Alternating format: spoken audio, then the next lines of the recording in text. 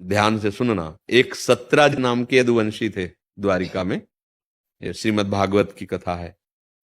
तो उन्होंने सोचा कि धन प्राप्त किए बिना संसार में जीवन का क्या लाभ, प्राय सबके विचार ऐसे रहते हैं। तो उन्होंने भगवान सूर्य की आराधना की। जैसे महाराज युधिष्ठिर ने सूर्य की आराधना की थी तो बटलोई प्राप्त हुई थी ना उनको, कि जब तक द्रौपदी ना पाएंगे तब तक कोई भी पा सकता है, मतलब बहुत व्यंजन एक ही बटलोई से निकल जाएंगे, खीर पूड़ी रसगुल्ला सब सब, अगर द्रौपदी ने पा लिया फिर नहीं रहेंगे।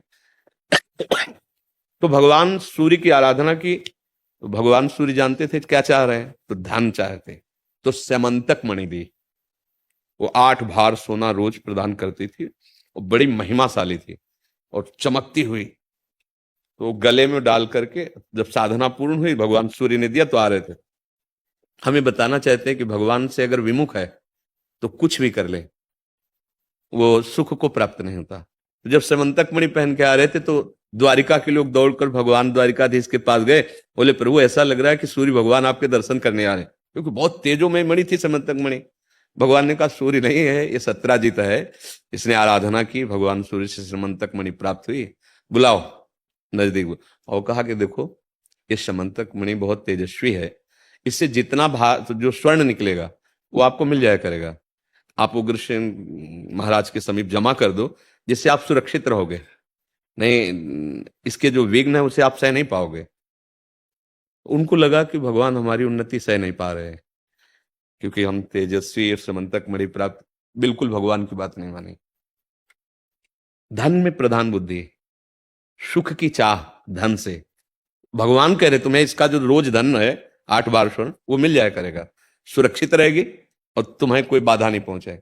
वो भगवान की सलाह को असहनशीलता समझा कि भगवान मेरा खुशी मेरी महिमा ये जो मुझे प्राप्त हुआ सह नहीं पा रहे, इसलिए कह रहे हो कृष्ण जी को दे दीजिए। अब वो मणि लेकर के घर में बड़े आनंद से रहने लगे। एक दिन उनके छोटे भाई ने, अब भाई है ना प्रसेनजीत, उन्होंने मणि गले में पहनी, बहुत अच्छा लगा। सोचे शिकार खेलने के लिए, पहले राजा लोग जैसे जाते थे ना जंगली क्रूर पशुओं की हत्या करने, तो घोड़े पर चढ़ करके और गए, लौटे ही नहीं। अब वो सत्राजित जो प्राप्त किए थे ना, उन्होंने ये प्रचार प्रसार कर दिया कि श्री कृष्ण ने कहा था और हमने जमा नहीं किया, तो हमारे भाई को भी मरवा दिया और मणि छीन ली। अब ये बात धीरे धीरे पूरी द्वारिका में फैलने लगी। भगवान ने कहा हमें तो इस बात का पता ही नहीं है कि वो पहन करके बाहर गया है, ऐसा कुछ हुआ है।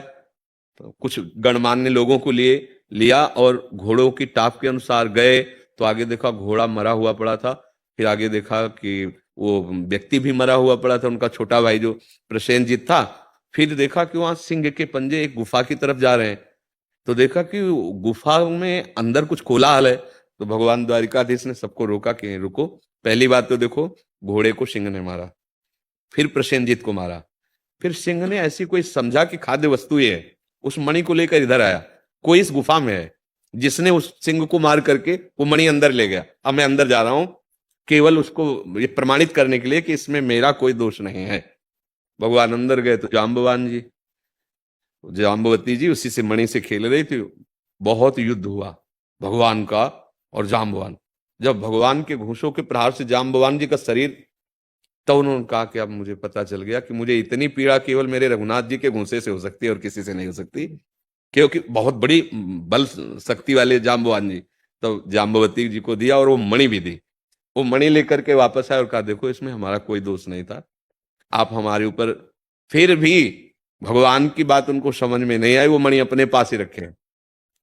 अब सतधन्वा नाम के एक व्यक्ति ने और कृतवर्मान, यार बहुत कीमती मणि है, मार डाला, सत्राजित को मार डाला, वो मणि लेकर के भागे।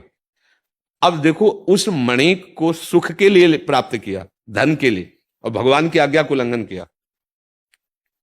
अगर हम केवल धन लक्ष्य रखते हैं तो किसी की भी आराधना करके बिना भगवान का आश्रय भजन किए कोई भी धन हमें सुख प्रदान नहीं कर सकता।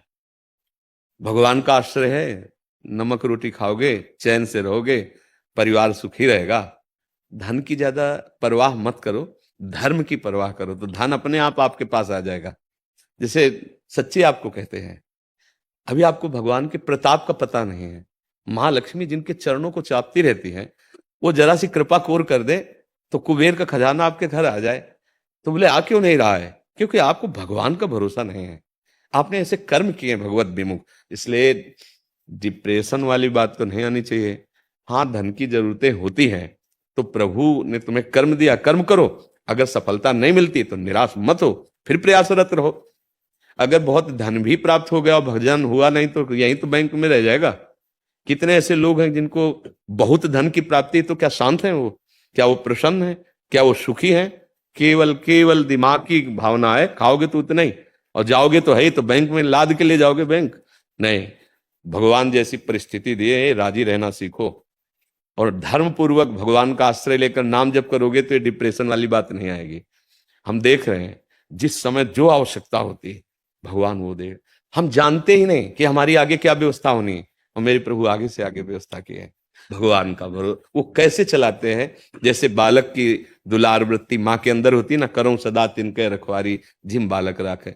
हम ये नहीं कह रहे कि हमारी कोई तपस्या देख के भगवान दीजिए, नहीं, वो केवल ये देखते हैं कि मेरे सिवा इसका कोई सहारा नहीं, आपका है इसलिए आप परेशान हो। यदि आप भगवत सहारे से हो जाओ तो सच्ची कहते हैं वो अखिल ब्रह्मांडों को बनाने के लिए किसी के सहयोग की जरूरत उसको नहीं पड़ी है। ये माला माल हो जाओगे, वही समझाना चाहते हैं, निहाल हो जाओगे।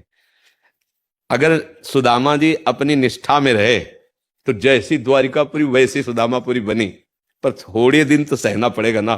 भगवान भी ये देखते हैं कि तुम्हारा भरोसा कितना दृढ़ है, और एक बार पार हो जाओ, भरोसे को दृढ़ दिखा दो, तो त्रिभुवन की राज्य लक्ष्मी उनके चरणों में लुटती रहती है। वो हमारे स्वामी है, वो हमारे प्रीतम है। तो डिप्रेशन में जाने वाली बात तो होना ही नहीं चाहिए।